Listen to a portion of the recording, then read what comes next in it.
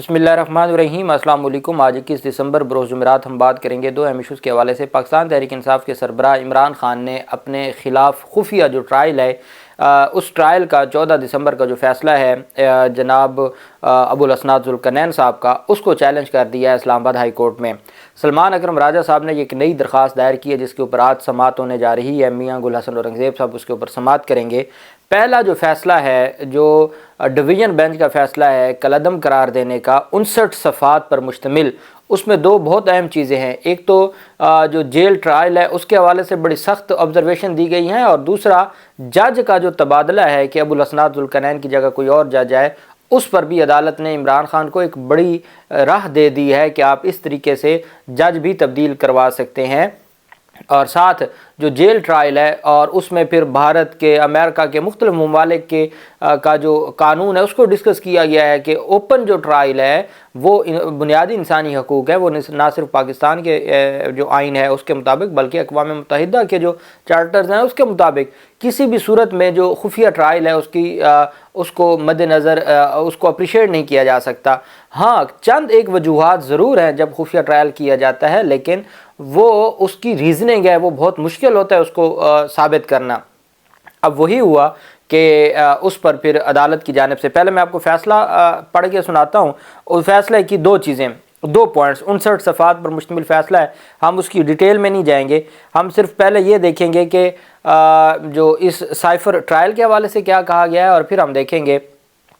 کہ اب نئی جو درخواست سلمان اکرم راجہ صاحب، اس میں بھی سلمان اکرم راجہ وکیل تھے، اب بھی سلمان اکرم راجہ وکیل ہیں، اس کے اوپر بھی ہم بات کریں گے۔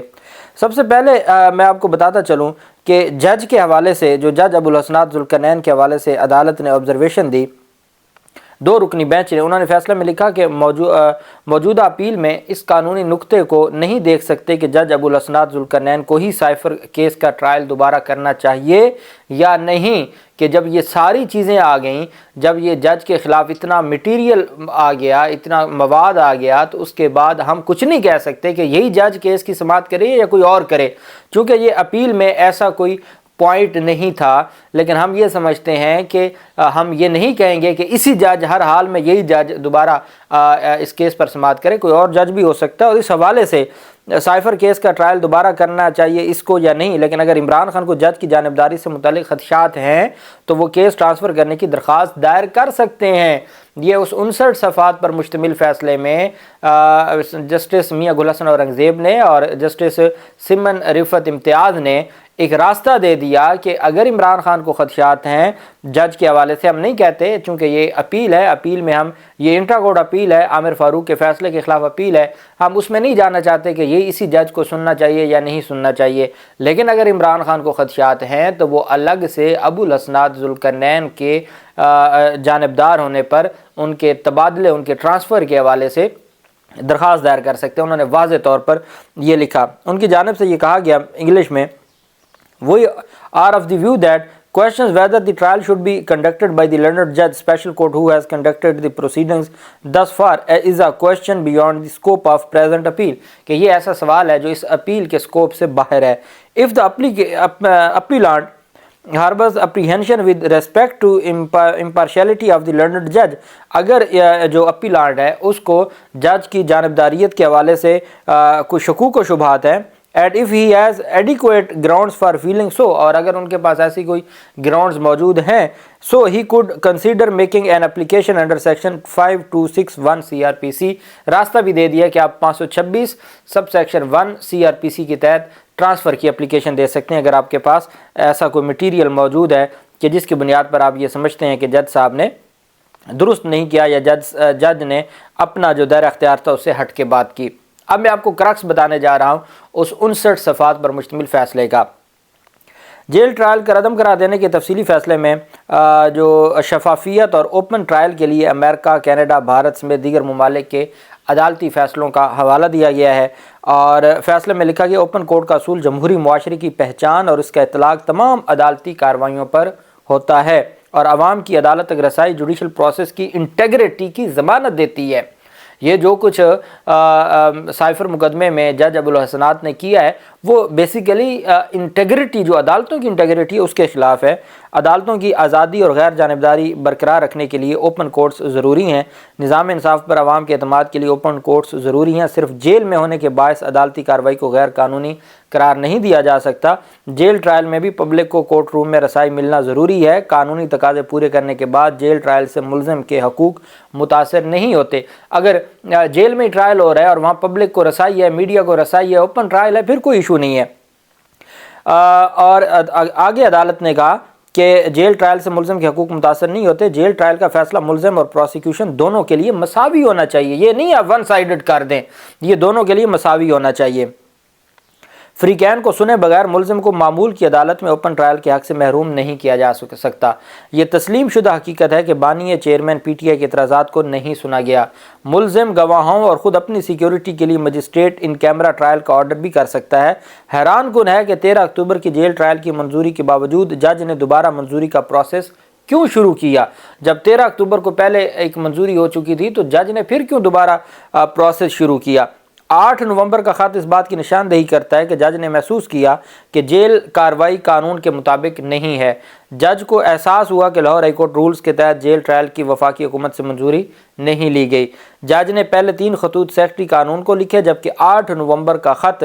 وفاقی حکومت کو لکھا۔ جج کو چاہیے تھا کہ وہ جیل ٹرائل شروع کرنے سے پہلے یقینی بناتے کہ اس کے لیے تمام قانونی تقاضے پورے کیے جاتے۔ 12 نومبر جب وفاقی حکومت نے جیل ٹرائل کی منظوری دی تب فرد جرم عائد ہو کر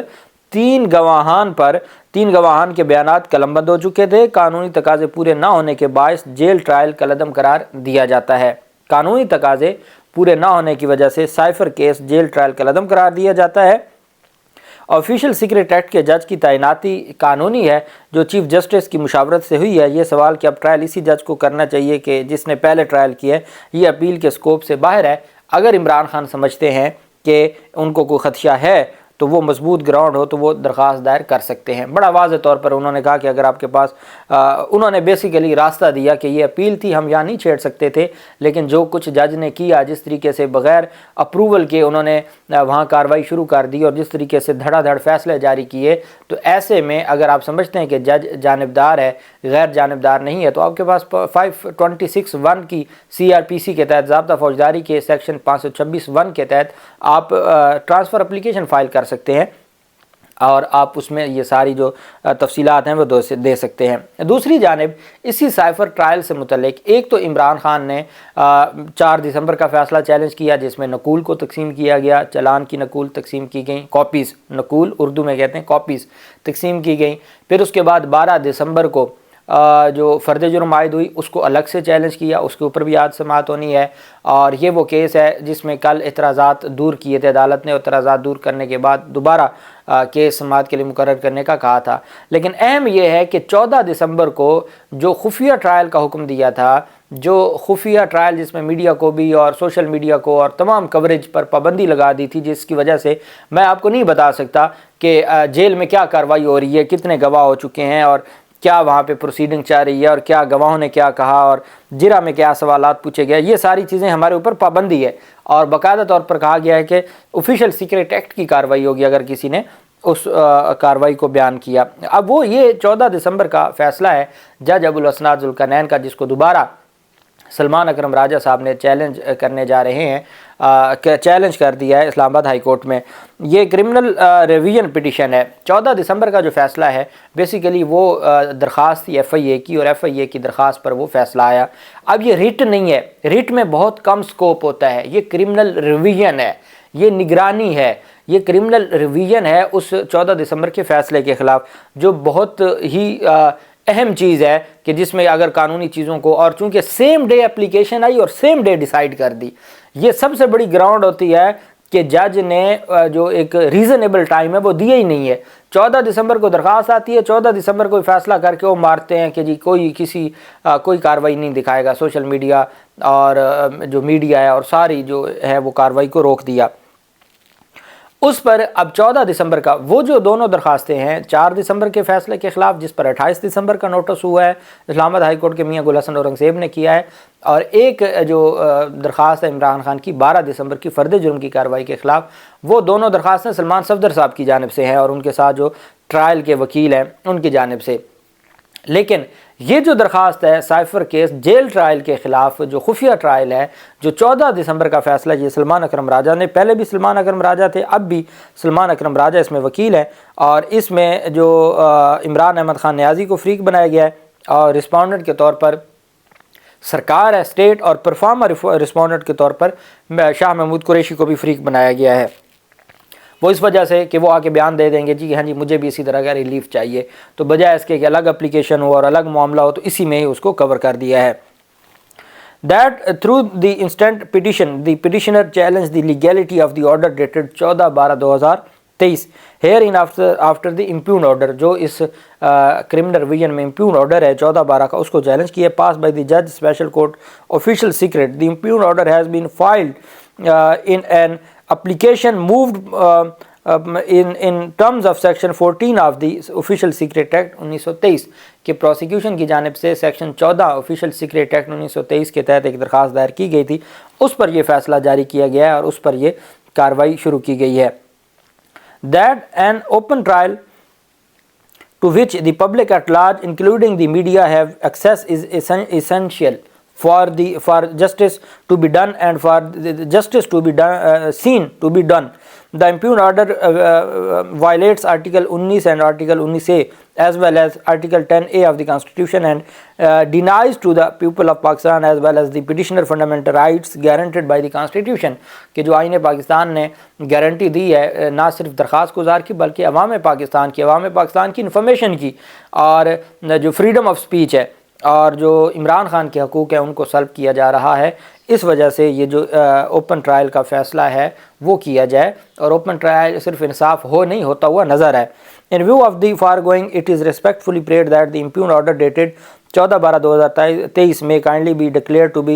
of no lawful authority and set aside۔ اس کو ڈکلیئر کیا جائے کہ اس کی کوئی قانونی حیثیت نہیں اور اس کو سیٹ اسائڈ کیا جائے۔ It is further prayed that during the pendency of the instant petition, operation of the impugned order dated 14/12/2023 may kindly be suspended and the respondent be restrained from proceeding with trial under the Official Secret Act 1923 against the petitioner